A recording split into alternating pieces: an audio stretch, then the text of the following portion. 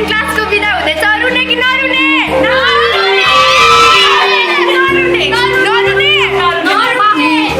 म त रुदिन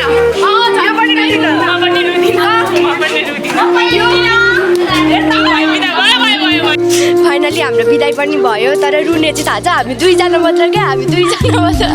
रुने चाहिँ तर हामी चाहिँ क्लासबाट भर्खर रोएर निक्लेको होइन यहाँ चाहिँ सबैजना उयो गरिरहेछ म भन्छ नगर न यो चाहिँ होइन अघि क्लासमा चाहिँ हामी रोको भिडियो पनि आउँछ होइन हेर्नु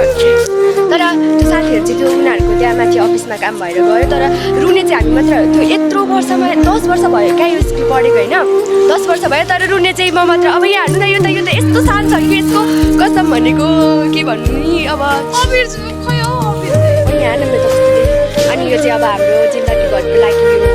खेल त हुने हो त्यही भए पनि अब चुप लाग्यो त चाहिँ